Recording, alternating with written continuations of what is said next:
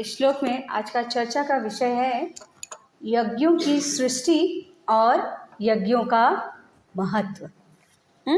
यज्ञों की सृष्टि मतलब किसने बताया कि हमें यज्ञ करना चाहिए और उसका महत्व क्या है, कौन सा यज्ञ महत्वपूर्ण है।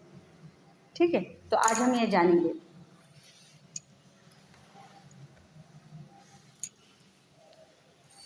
अभी देखिए, ये जो भौतिक जगत है, इस भौतिक जगत जैसे किसी चीज़ का जब कोई निर्माण किया जाता है ना, उसको बनाया जाता है तो उसका कुछ उद्देश्य होता है। जैसे खिलौने बनाए जाते हैं तो उसका उद्देश्य होता है कि बच्चे उसको खेल लेंगे, है ना। माता पिता अपनी संतान उत्पन्न करते हैं, किस लिए करते हैं? कि उनको सुख मिले और उनके बुढ़ापे का सहारा हो। जनरली यही सोचते हैं कि वो बच्चा क्यों चाहिए होता है लोगों को, है ना। चाहते कि बच्चा खेलेगा, हमारे आंगन में एक बच्चा आएगा, हमको अच्छा लगेगा, वो यहाँ जाएगा वहाँ दौड़ेगा, हमको एक बोलते हैं ना एक मातृत्व का सुख हमें मिलेगा। तो इस हिसाब से वो मतलब बेसिकली इसके पीछे क्या होता है, एक सुख देने का प्रोग्राम होता है। अब इस भौतिक जगत का निर्माण जो भगवान ने किया, इसके पीछे भी कुछ प्रोग्राम था भगवान का, सुख देने का प्रोग्राम था। ठीक है, किसको सुख देने का पता है? मनुष्य को। अरे बोल, माता जी का आंसर बहुत सही, मनुष्य को। क्यों ये सुख देने का प्रोग्राम बना? क्योंकि जीव जो था ना, वो जीवात्मा चाहती थी कि उसे सुख मिले, वो सुख चाहता था। तो जब जीवात्मा ने चाहा कि उसे सुख मिले तो वह सुख देने के लिए देखिए, माता पिता का उत्तरदायित्व होता है कि जब उनके बच्चे जो चाहते हैं वो उनकी इच्छाओं की पूर्ति करें। और जनरली माता पिता ऐसा करते हैं, बच्चे जो इच्छा करते हैं, जैसे बच्चे ने खिलौना मांगा, मुझे खिलौना चाहिए, दे दे, इस तरह के कपड़े चाहिए, इस तरह का भोजन चाहिए, माता पिता सब उसकी पूर्ति करते हैं। तो ठीक इसी तरह जब जीवात्मा ने भोग की इच्छा की, जब जीव भोग करना चाहा, तो भगवान ने भौतिक जगत की रचना की। ठीक है, इस भौतिक जगत में अब ये क्वेश्चन आया कि कोई पूछे कि भगवान के पास तो सब कुछ है, सब भोग की वस्तु है, कोई चीज़ का, और ऐसा भी कहा जाता है कि भगवान के पास जो रहता है, जो जीव रहता है, उसे कोई चीज़ की इच्छा करने की क्या ज़रूरत है ना। क्वेश्चन आ सकता है ना माता भारती माता, कि जब हम भगवान के पास है, भगवान सब सुखों के सागर हैं, तो उनके पास रह के भी हमें क्यों भोग करने की इच्छा जगती है? क्यों ऐसा होता है ना। सारे सुखों को त्याग करके भोग की इच्छा को त्याग करते हैं, तभी तो हम भगवान की शरण में जाते हैं, उनकी भक्ति करते हैं और फिर भगवान के धाम जाते हैं। और ऐसा कहा जाता है कि भगवान के धाम जाने के बाद हमें कोई इच्छा लालसा नहीं रह जाती है भोग की। तो फिर भगवान को क्यों जरूरत पड़ी भौतिक जगत के निर्माण की, है ना। प्रश्न हुआ था ना एक, तो उसका आज उत्तर मिलेगा। देखिए, भगवान संपूर्ण है,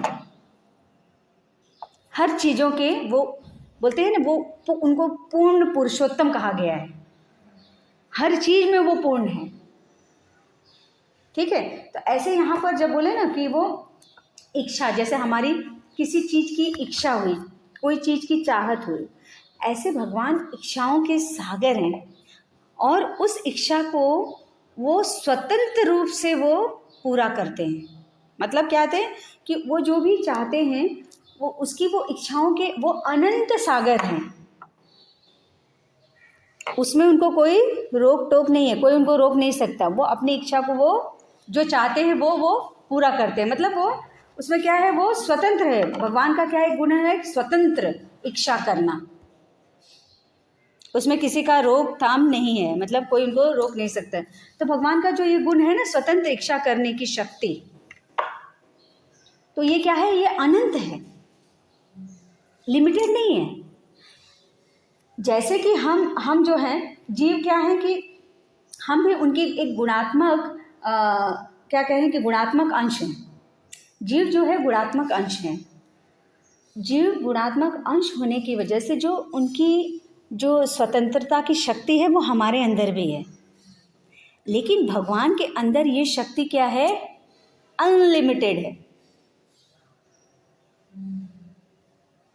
मतलब वो स्वतंत्र रह सकते हैं, अपनी स्वतंत्रता का मतलब अच्छे से वो यूज़ कर सकते हैं।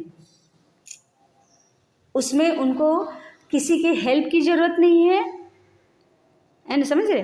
न उस स्वतंत्रता में कोई उनको बांधा डाल सकता है, न उनको वो स्वतंत्रता कोई प्रदान कर सकता है। लेकिन हमारे साथ ऐसा नहीं है, क्योंकि हम उनके गुणात्मक अंश हैं, लेकिन हमारी जो शक्तियाँ हैं वो क्या है? लिमिटेड है। जैसे हमने बहुत पहले एग्जाम्पल दिया था सागर का और उसकी बूंदों का। सागर के पानी का, सागर में ढेर सारा पानी होता है, लेकिन उसकी अगर एक बूंद ले ले तो वो भी खारा होगी, उसका भी सब कुछ गुणधर्म एक ही होगा, लेकिन क्या होगा? क्या अलग होगा उसमें? क्वांटिटी है ना। सागर की जो क्षमता है, क्या वो एक बूंद की क्षमता है? नहीं है। एक समुद्र है, वो चाहे तो पूरा आसपास के इलाकों को डुबा दे, क्या एक बूंद डुबा सकती है? नहीं डुबा सकती। सागर चाहे तो न जाने कितने लोगों का ज़रूरत पूरा कर सके, एक बूंद कर सकती? नहीं।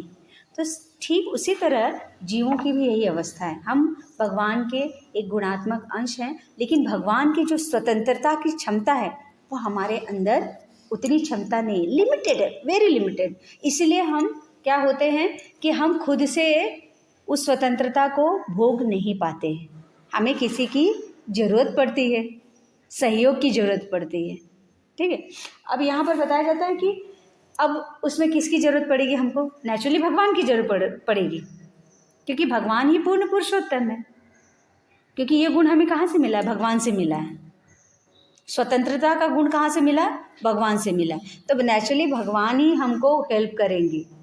जैसे हमारे माता पिता हमको चलने में मदद करेंगे। जैसे हमारे माता पिता हैं, वो तो चल रहे हैं अच्छे से, लेकिन हमको चलना नहीं आ रहा है। हमको चलना है तो चलना सिखाएगा कौन? हमको हमारे माता पिता सिखाएंगे। ठीक उसी तरह से उस स्वतंत्रता का उपयोग कैसे करना है और कहाँ करना है, ये कौन सिखाएगा? भगवान सिखाएंगे। कहाँ करना है? तो भगवान भौतिक जगत बनाते हैं, बोलते हैं ले बच्चा ये जगत है, इसमें जाओ और भोग करो। और उस भौतिक जगत में 24 तत्व भी दे दिए हैं। ठीक है। और उस 24 तत्वों में उन्होंने सब कुछ हमें पंच तत्व वाला शरीर भी दे दिया है ना। प्रकृति भी दे दिया है। प्रकृति में होने वाली सारी जो चीज़ें वो सब कुछ हमको दे दिया है। अब बोलते हैं अब इसको एंजॉय करो। भगवान ने सब कुछ हमको हेल्प कर दिया है। ठीक है। लेकिन भगवान ने हमको एक और स्वतंत्रता दे दी, चयन की। मतलब चूज करना है कि हमको करना क्या है, क्या नहीं करना है। मतलब कि उसी में घूमते रहना है, उसी भौतिक जगत में नाचते रहना है, फिर चले जाना है, फिर आना है, फिर उसी भौतिक जगत में घूमते रहना है, कि इससे बाहर जाने के। इसलिए 2 टाइप के यहाँ हम लोग सीखेंगे स्टोरी के माध्यम। थोड़ा आगे इंटरेस्टिंग होगा। हम क्या बता देते हैं। ठीक है। तो जैसे कि हम एग्जाम्पल देते हैं कि पहला एग्जाम्पल हम लेते हैं पहले टाइप के लोगों का। ठीक है। जैसे एक बार क्या हुआ, चलो हम एक स्टोरी बनाते हैं इसके थ्रू। एग्जाम्पल की जगह स्टोरी ले लेते हैं। एक बार क्या हुआ, एक स्वाति नाम की एक लड़की थी, छोटी सी बच्ची।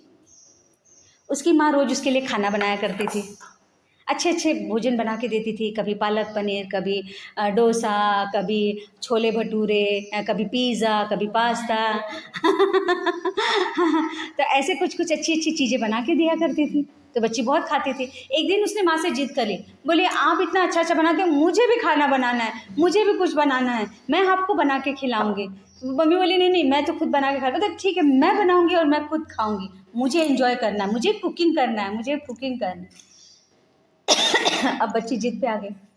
माँ ने बोला ठीक है। तो माँ ने उसके लिए क्या किया, एक प्लास्टिक के बर्तन सब उसको दे दिए। बोले ठीक है, तुम खाना बनाओ और खाओ। तो बच्ची ने खूब खाना वाना बनाना चालू किया। चलो आज मैं पिज़्ज़ा बना रही हूँ, पास्ता बना रही हूँ। तब तक उसकी और 2-3 सहेलियाँ आ गई। बोले अरे क्या कर रही हो? तो उसने स्वाति ने बोला मैं ना आज पिज़्ज़ा बना रही हूँ। तो बोलती ओह तो पिज़्ज़ा बना रही। तो दूसरी सहेली बोलती चलो मैं पास्ता बनाती हूँ। तो तीसरी बोलती मैं बिरयानी बनाती हूँ। ऐसे करके तीनों ने अपनी अपनी कुकिंग चालू की। कुकिंग हो गया, सब ने खा पी भी लिया। बोले चलो अभी खाते हैं, सब खा पी लिया। ऐसे करके 1 घंटा निकल गया। तब तक तीनों को भूख लगने लगी। फिर लौट के मम्मी के पास, मम्मी मम्मी भूख लगी है। तो बोलते अरे अभी अभी तो तुम लोग ने मैंने देखा पिज़्ज़ा खा रहे हो, पास्ता खा रहे हो, बिरयानी खा रहे हो, भूख कहाँ से लग गई तुम? बोले कहाँ खाया मम्मी? बोला मैंने खुद देखा, तुमने मुझसे बर्तन मांगा, तुमने कुकिंग की, तुमने पिज़्ज़ा बनाया, तुम्हारी ये 2 सहेलियों ने पास्ता बनाया और बिरयानी बनाई, और तुम लोग मुझे भी ऑफ़र किए। मैंने बोला नहीं नहीं मुझे नहीं खाना है, तुम लोग खाओ। तो तुम लोग तो खा लिए हो ना? बोले नहीं वो तो झूठ झूठ का था ना, उससे कहीं पेट भरता है क्या, उससे कहीं मन को शांति मिलती है? वो तो ऐसे खेल था, वो तो हम ऐसे ही मम्मी ऐसे ही खेल रहे थे। सॉरी मम्मी बहुत भूख लगी, वो नहीं खाना है हमको, तो यही खाना है।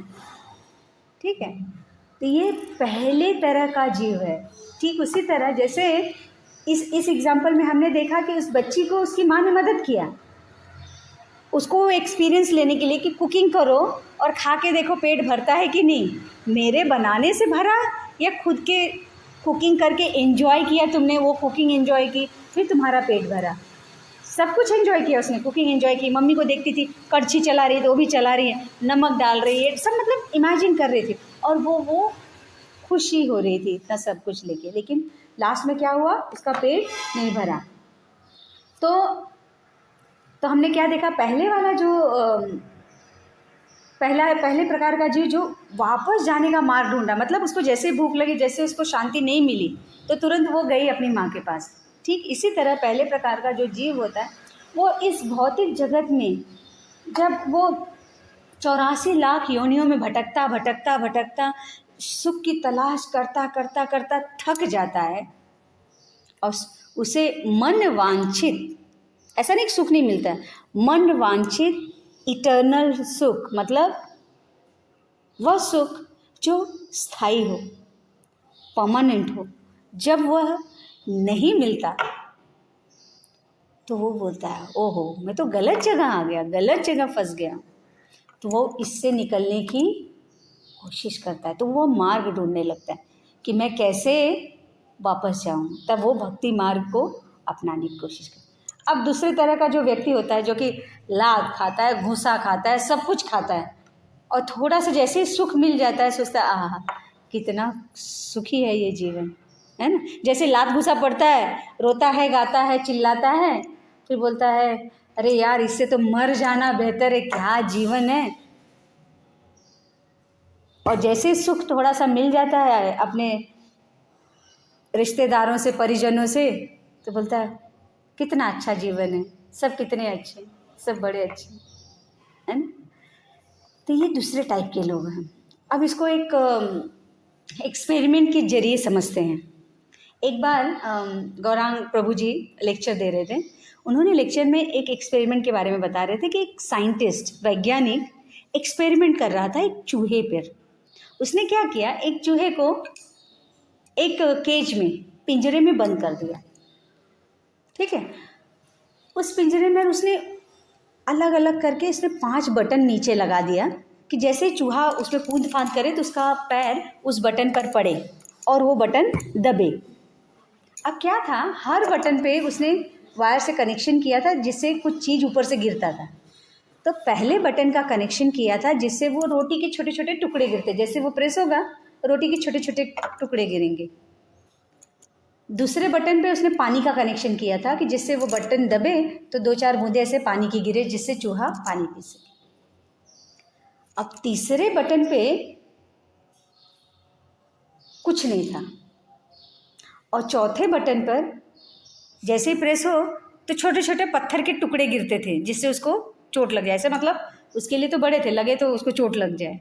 और 5वें बटन पे भी कुछ नहीं था, ऐसे उसने फिक्स रखा। अब चूहे को अंदर डाल दिया। अब जैसे ही चूहे को अंदर डाला तो उसके लिए नई जगह, चूहा दौड़ रहा है उसके अंदर। अब पहले बटन पे पैर पड़ा तो रोटी गिरी तो खाने लगा, तब तक तो इधर उधर छटपटा के रोटियां वो करने लगा, तब तक तो तीसरे बटन पे पैर पड़ गया तो क्या गिरा, पत्थर। अब वो बोला अरे यार ये क्या हो गया, फिर दौड़ा इधर उधर तो चौथे और 5वें पे पड़ा तो कुछ नहीं हुआ।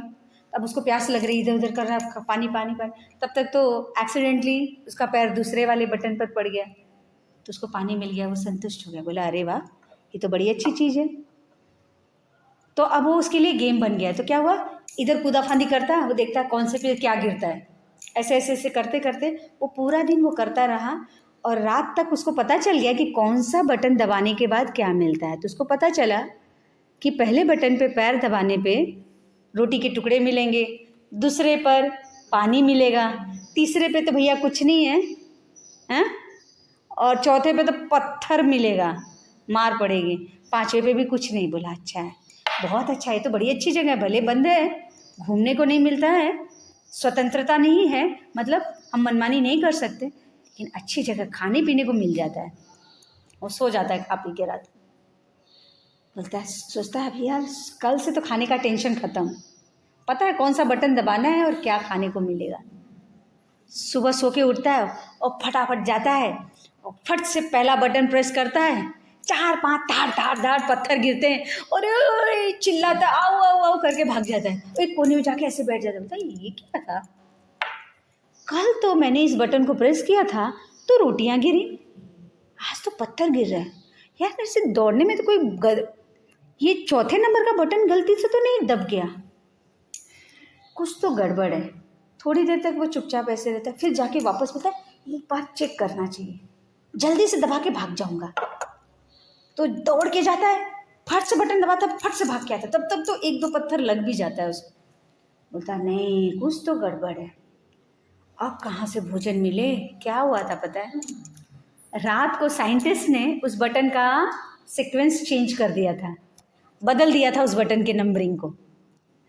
पहले नंबर पे जो रोटी था ना और चौथे नंबर पे पत्थर था, उसको बदल दिया, चौथे नंबर पे रोटी कर दिया और पहले नंबर पे पत्थर कर दिया, ऐसे बदला बदली कर दिया।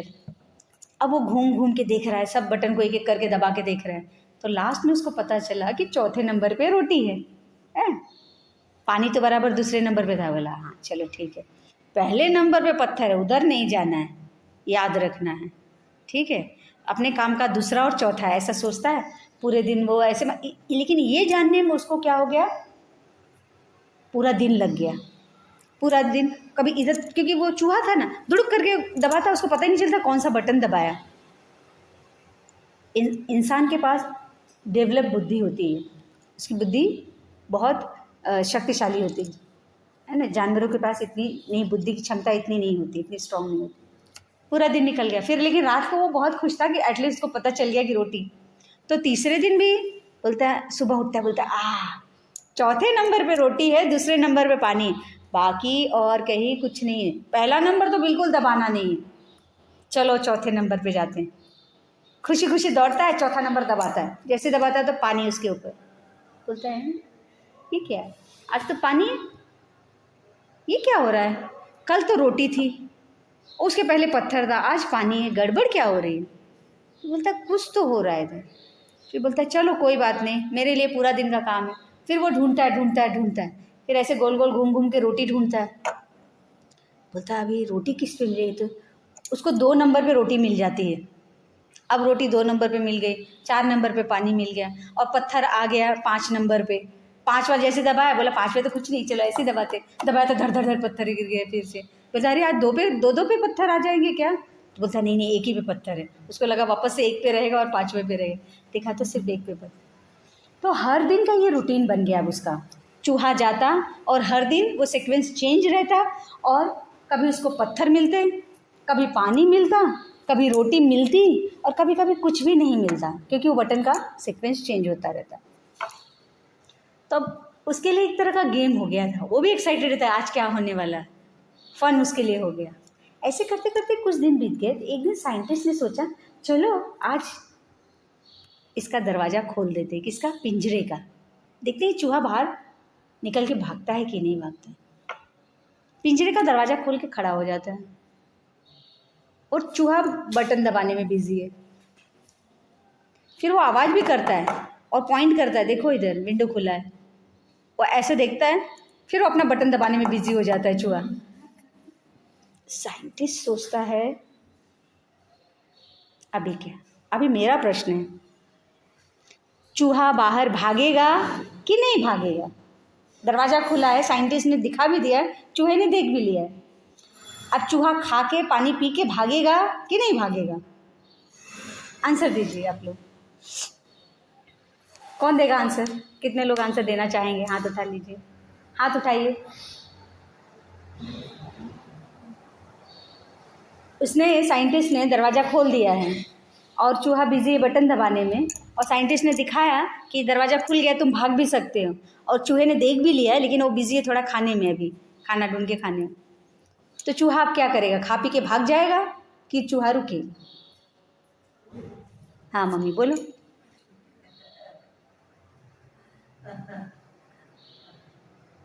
बोलना है, बोलना है आपको आंसर। आप सुन पा रहे हो मैं जो बोल रही हूँ?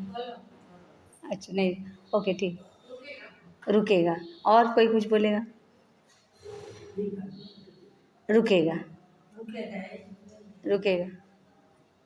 चूहा भागेगा कि चूहा रुकेगा? दरवाजा खुला है, हाँ, खा पी के भाग जाएगा। ओके, कामा पुरता मामा, खाएगा पिएगा और भाग जाएगा। मत रुके, चूहा रुकेगा। क्यों रुकेगा? अब मेरा सेकंड क्वेश्चन, आप बोलो। चूहा रुकेगा तो क्यों रुकेगा? अब इसका जवाब दीजिए, हाथ ऊपर करिए। कौन कौन बता सकता है कि चूहा क्यों रुकेगा? आप बोलना चाहेंगे? आप बोलिए। उसको एक रास्ता मिला है टाइम पास करने का और खाना भी मिलता है साथ में, इसलिए बोल। और कोई कुछ? उसका हैबिट हो गई है वो लाइफ से, तो उसको बस यही काम करना है, ये करना है, और इससे किसी के आगे की सोच नहीं है, कोई नॉलेज देने वाला नहीं है। नहीं, नॉलेज दिया ना, ये देखो दरवाजा खुला, दे रहा है, दिखा रहा है, जाओ रास्ता है, निकलो इधर से। क्यों बंद पड़े रहोगे? अपॉर्चुनिटी आपके सामने है, तो अपॉर्चुनिटी तो लेना। हमारे सामने कोई अपॉर्चुनिटी देगा?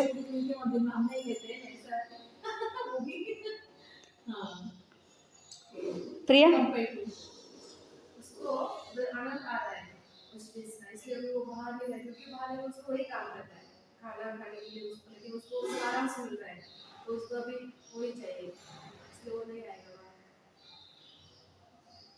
बोलना मत है। जरूरी नहीं जो सब बोल रहे वो सही भी हो, इसलिए आप एक दूसरे को कॉपी करके आंसर नहीं बोलिए। एक दूसरे को कॉपी करके आंसर नहीं बोलिए। आपको क्या समझ में आ रहा है? जरूरी नहीं है कि जो सामने वाला बोल रहा है वो सही है, और जरूरी ये भी नहीं कि सामने वाला गलत है। मैं ये भी नहीं बोल रही हूँ, सामने वाला सही भी है और गलत भी हो सकता है, दोनों हैं। ये तो मैं लास्ट में बताऊंगी कि क्या है। देखिए, चूहा नहीं जाएगा, उसका कारण ये है कि चूहा को तो पहले है कि भाई आराम से भोजन मिल रहा है, पानी मिल रहा है, कोई उद्योग करने की ज़रूरत नहीं। जो आप लोगों ने बोला एकदम सही बोला। सेकेंड थिंग, बाहर निकलते ही मौत सताएगी उसको। बिल्ली का यहाँ उसको डर नहीं है, तो भाई बिल्ली से बचा हुआ है ना। बिल्ली सोचता है अरे यहाँ तो मौत आएगी नहीं, उसको लगता है यहाँ मौत नहीं आएगी, यहाँ तो मैं आराम से खा पी रहा हूँ, सो रहा हूँ, यहाँ बिल्ली कहाँ से आएगी?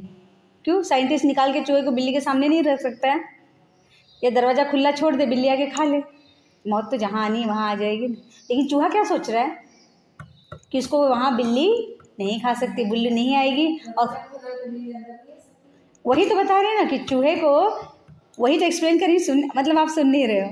मैं वही कह रही हूँ कि चूहा ये सोच रहा है यहाँ बिल्ली नहीं आएगी, यहाँ बिल्ली का टेंशन नहीं, खाने का टेंशन नहीं, आराम से खा पी रहे हैं, और पूरा दिन गेम खेलने में निकल जा रहा है, खाना ढूंढो पानी ढूंढो इसमें निकल जा रहा है। तो ये दूसरे टाइप वाला जीव है जो हम अभी डिस्कस कर रहे थे, जिसका मैंने स्टार्टिंग में बोला। पहले टाइप वाला हमने डिस्कस किया था, कौन सा? जो घूमता फिरता है लेकिन लास्ट में अपनी मुक्ति का मार्ग के बारे में सोचता है। लेकिन और ये जो दूसरे टाइप के व्यक्ति है जो घूमते फिरते हैं, लात खाते हैं, घूसे खाते हैं, ये पत्थर खा रहा है, सब कुछ खा रहा है, परेशान हो रहा है, लेकिन संतुष्ट है। क्यों? थोड़ा सा भोजन मिल जा रहा है ना, उसको पानी मिल जा रहा है ना, उसमें खुश है, और सोच रहा है कि मृत्यु नहीं आएगी, मतलब बिल्ली नहीं आएगी। तो हम भी यही सोचते हैं, बहुत सुखी हैं। क्या है मृत्यु? क्या है? ये तो सबको आती है ना, क्या प्रॉब्लम है? वो हमको, हमारा क्या बिगाड़? कभी कोई ये भी बोलता है मृत्यु हमारा क्या बिगाड़ लेगी, हमारे पास तो बहुत पैसे। एक बार क्या हुआ, एक बहुत रिच धनी आदमी था, हॉस्पिटल में एडमिट है, ये सत्य घटना है। उसके पास करोड़ों रुपए थे। अब वो उसको हार्ट अटैक आया और उसका 3rd था वो अटैक। उसको ऑपरेशन के लिए ले जा रहे थे और उसको बचने की कोई उम्मीद नहीं थी। डॉक्टर ने बोल दिया ऑपरेशन करके भी कोई फ़ायदा नहीं। बोलता नहीं, आप मेरा ऑपरेशन करो, आपको जितना चाहिए उतना मैं प्रॉपर्टी दे दूंगा, मगर मेरी जान बचा। डॉक्टर समझा रहा है कि पॉसिबल ही नहीं है। आप, मैं क्लियर बोल रहा हूँ, मुझे नहीं बोलना चाहिए, क्लियर बोल रहा हूँ कि आपके बचने की उम्मीद नहीं है। आपको कोई नहीं, भगवान ही है जो आपको बचा सकते, और कोई आपको वो बोलता है नहीं नहीं, मेरे पास इतना पैसा है, आप ले लो सब पैसा, लेकिन मुझे बचा दो। मतलब उसको मौत, ऐसा लग रहा है कि मौत कुछ नहीं है, उसको ऐसे लग रहा है। तो ये सेकेंड टाइप के जो व्यक्ति होते हैं, सेकेंड टाइप के जो व्यक्ति होते हैं, वो इसी जीवन में घूमते फिरते रहना चाहते हैं और यहाँ से निकलना नहीं चाहते। इसीलिए वो 1 योनि, 2 योनि, 3 योनि करके 84 लाख योनियों में घूमते फिरते रहते हैं। ठीक है, तो हमारा इस चूहे के द्वारा हमें यही पता चल रहा है कि किस तरह से हम अपनी खुशियों को यहाँ ढूंढ रहे हैं। ठीक है, तो हम तो यही ऐसे वाले लोग क्या सोचते हैं कि जीना यहाँ, मरना यहाँ, और इसके सिवा कहाँ जाना। लोग, कितने लोग ये बोलते हैं स्वर्ग नरक किसने देखा है? बहुत लोगों को मैंने कहते सुना। स्वर्ग और नरक क्या है? सब कुछ यही है। सुख से रहो तो यही स्वर्ग है, दुख भोगो तो यही नरक है, मरने के बाद कोई लाइफ नहीं होती है। तो ये बहुत लोगों की सोच है। तो लोग सोचते हैं कि कुछ नहीं, सब कुछ यही है, जो खुशी है यही है, लेकिन ये अल्टीमेट खुशी नहीं है। हमारी अल्टीमेट, हमारी जो सच्ची खुशी है ना, वो कब कहाँ है पता है? भगवान को खुश करने में।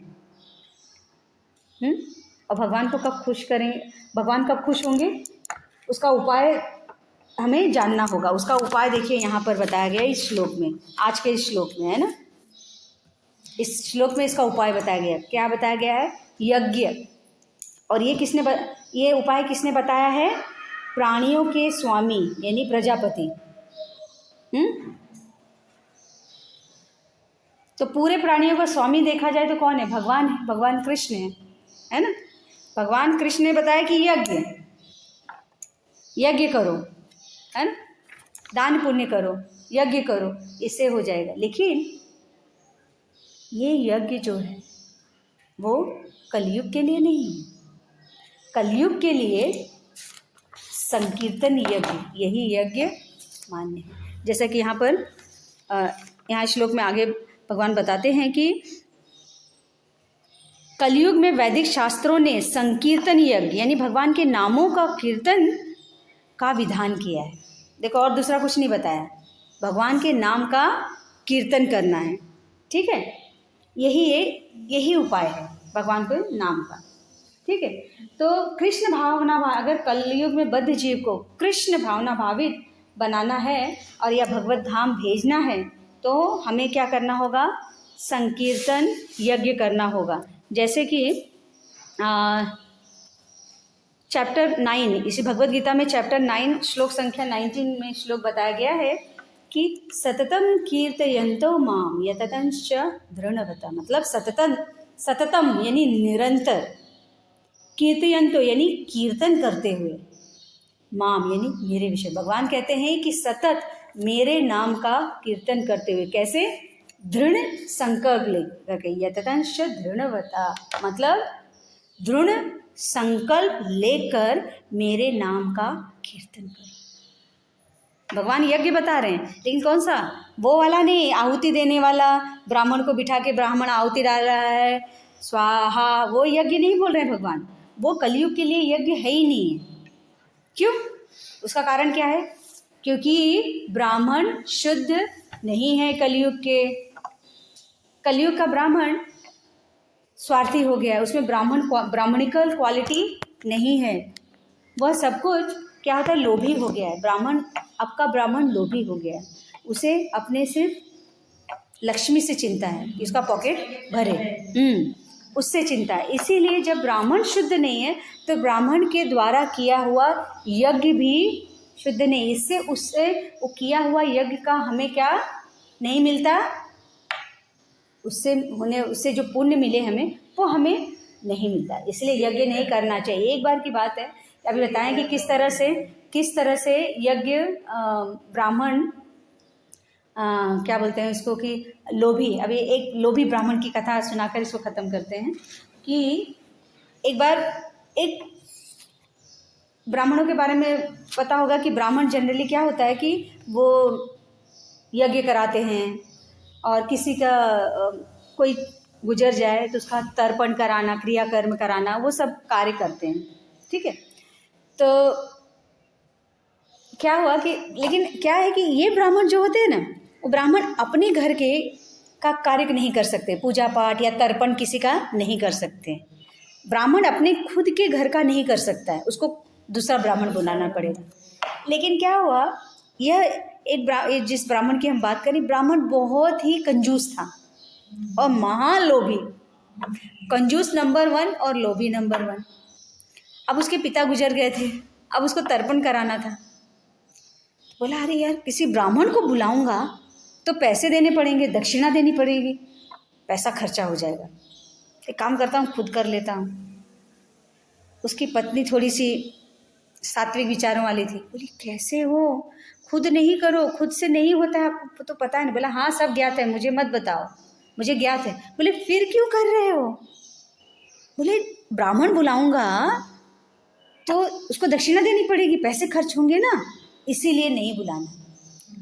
तो पत्नी भगवान से प्रार्थना करती, हे प्रभु मेरे पति को थोड़ी सद्बुद्धि दो, क्या है खुद करेंगे तो कहाँ मेरे ससुर जी किस लोग जाएंगे। तो उधर भगवान कृष्ण सुनते रहते हैं, तो एक ब्राह्मण का रूप धरकर आते हैं, ठीक है, रूप धरकर आए। कैसा? एकदम दुबला पतला ब्राह्मण, जिसको देख के लगता है भैया अभी एक मारो तो गिर जाए, हवा आए तो उड़ जाए। और कहाँ पहुँचते हैं, ये ब्राह्मण जहाँ तर्पण कर रहा है, वो जैसे तर्पण के लिए लोटा उठाता है, जल चढ़ाने, तो अरे ब्राह्मण देव, तो बोलते हैं कौन बुलाया मुझे।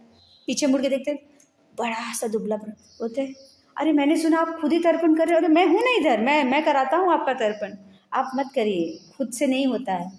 बोले नहीं नहीं मैं कर लूँ। बोले नहीं कोई बात नहीं, मैं कुछ नहीं लूँगा आपसे। बोले कुछ नहीं लूँगा। बोला नहीं सिर्फ एक रुपया लूँगा। सिर्फ क्या लूँगा?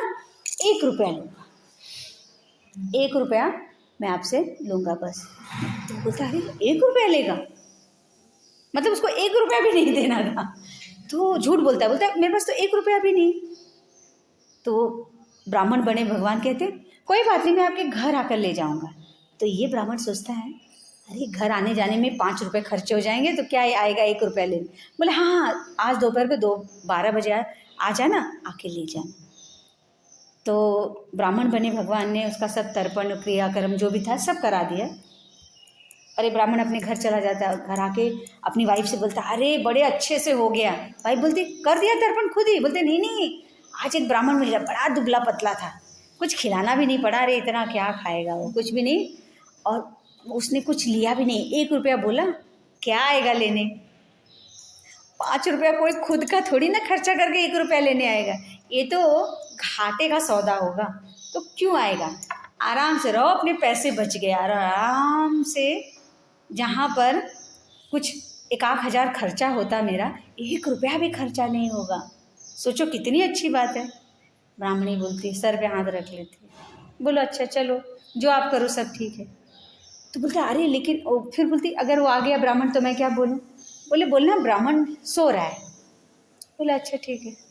तो दोपहर को तो पहुँच जाते हैं 12 बजे, दरवाज़ा ठोकते हैं, ब्राह्मणी बाहर आती है। बोलते ब्राह्मण देव ने मुझे 1 रुपया देने के लिए कहा था। बोलते आप आ गए 1 रुपया लेने? बोले हाँ उन्होंने कहा था 1 रुपया देंगे तो मैं आ गया। तो बोलते हैं लेकिन वो तो सो रहे हैं। तो बोलते कोई बात नहीं, मैं बैठा रहूँगा बाहर, मैं बैठता हूँ, जब उठेंगे तब आऊँगा। बोलते अच्छा आप बैठे रहोगे? बोले हाँ मैं बैठता हूँ बाहर। बोलते बाहर तो बड़ी धूप है। कोई बात नहीं, लेकिन 1 रुपया लेकर ही जाऊँगा। तो बोलते अच्छा। तो अंदर आके बोलती है अरे वो ब्राह्मण बाहर ही बैठा है, अभी क्या करे? तो बोले ठीक है 1 घंटे बाद जाके बोलना कि ब्राह्मण मर गए।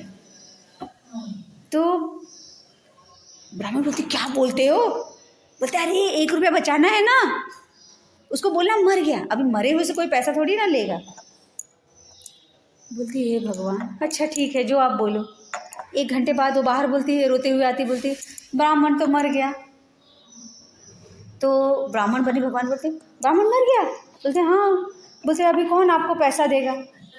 बोले ब्राह्मण मर गया तो उसका क्रियाकर्म करना पड़ेगा ना। माता आप चिंता मत करो, मैं जाके सारे गांव वालों को बुला के लाता हूँ। तो भगवान जाते हैं दौड़ के, सारे गांव वाले बोलते ब्राह्मण मर गया, ब्राह्मण मर गया। बोलते ब्राह्मण मर गया? हाँ। तो सब आ जाते हैं, उसके सब अर्थी तैयार करते हैं, सब करते हैं। अब उसकी पत्नी को टेंशन हो जाता है, अरे तो इसको सब बांध के ले जाएंगे। लेकिन वो ब्राह्मण ऐसे मुर्गा जैसे पड़ा हुआ है, उठने का नाम नहीं ले रहा। उसको नहलाया गया, उसको अर्थी पे लिटाया गया, सफ़ेद कपड़े में बांधा गया, वो हिल नहीं रहा। और इधर भगवान मुस्कुरा रहे हैं कि ये इतना कंजूस कि 1 रुपया देने के लिए मर गया, उठने का नाम नहीं ले रहा। पड़ा है। अब राम नाम सत्य है, सत्य। लेकिन उसके पहले ये बोलते हैं कि अब कोई तो पानी, पता है ना वो मटके के घड़े में पानी ले जाते हैं। तो ब्राह्मण के पास कोई पुत्र नहीं था। तो ये ब्राह्मण बोलता है आपके माँ, उसकी वाइफ को बोलता है आपके पास तो कोई पुत्र नहीं, कोई बात नहीं, मैं इनके पुत्र जैसा ही है, देखिए उम्र मेरी इतनी छोटी है, तो मैं इनका पुत्र बन के जाता हूँ, मैं इनका क्रियाकर्म दाह संस्कार कर दूंगा। स्त्री बोलती है, उस स्त्री को तो बहुत टेंशन हो रहा है, लेकिन बोले क्या बोले, कुछ बोला नहीं जा रहा है। अब वो पास में जाती है, थोड़ा सहलाने के बहाने छूती है कि उठो, लेकिन वो ब्राह्मण हिलने का नाम नहीं ले रहा है। अब उसको शमशान घाट ले जाते हैं। अब ये भगवान उसको पूरा सब वो करते हैं, वो लकड़ी वकड़ी रख के, एक और 2 लोग और आते हैं, लकड़ी रखते हैं, उसको लिटा देते हैं। अब पानी वानी का घड़ा भी तोड़ देते हैं। भगवान बोलते हैं अरे अब तो उठ जा। लेकिन वो ब्राह्मण है, चुपचाप पड़ा हुआ है। अब आग लेकर भगवान ने फेरा भी किया, उसको बोलते हैं उठ जा, आग लगाने के बहाने उसको बोलते हैं उठ जा। ये बोलता है अरे लगता है ये वही ब्राह्मण है, मुझे बोलता है उठ जा पैसे लेगा, नहीं उठो, नहीं बोलता नहीं बोलता तो उठता ही नहीं। फिर और एक प्रदक्षिणा मार्ग बोलते हैं, भगवान बोलते हैं उठ जा, ऐसे करता है, और कोई नहीं देख रहा है, ये दोनों के बीच में चल रहा है। फिर उसके बाद भगवान बोलते ये तो बड़ा ढीठ है, बोलते जा, फिर आग लगा देते। अब आग जलने लगती, इसको गरम लग रही, लेकिन फिर भी चुपचाप पड़ रहे हैं। भगवान को दया आ जाती है, भगवान दया के सागर, उनको इतनी दया रहती है, 1 रुपए के लिए ये ब्राह्मण मर जाएगा। तो उसके पास जाके बोलते जा, मैंने तेरा 1 रुपया माफ़ किया, तेरे से 1 रुपया नहीं लूँगा, तुम उठ जा। नहीं लोगे पक्का ना? बोलते अरे बाबा तो उठ जा, मर जाएगा, जल जाएगा, निकल। तब तक नीचे ही लकड़ी में आग लगी, वो उठ के खड़ा हुआ, बाहर कूद पड़ा। सारे गांव वाले ने देखा कि ब्राह्मण कूद पड़ा, भूत भूत बोल के सब भाग जाते। भगवान बोलते हे ब्राह्मण, तेरे से बड़ा कंजूस मैंने आज तक किसी नहीं देखा। तो ब्राह्मण इस कलयुग में ब्राह्मण शुद्ध नहीं है, उसमें ब्राह्मणिकल क्वालिटी नहीं है, मतलब जो ब्राह्मण में गुण होते हैं वो नहीं है। इसीलिए कलयुग के लिए हवन इत्यादि वर्जित है। एक ही यज्ञ कहा गया है, वो है संकीर्तन यज्ञ है। ठीक है, तो इस श्लोक के द्वारा भगवान हमें यही संदेश देना चाहते हैं कि संकीर्तन यज्ञ है जो हमें भगवत धाम ले जाएगा, जो हमें भगवान तक पहुंचने में हमारी मदद करेगा। किसी का कोई प्रश्न है? कोई प्रश्न है? मतलब श्रीमद् भगवद गीता की, श्रील प्रभुपाद की। हरे कृष्ण।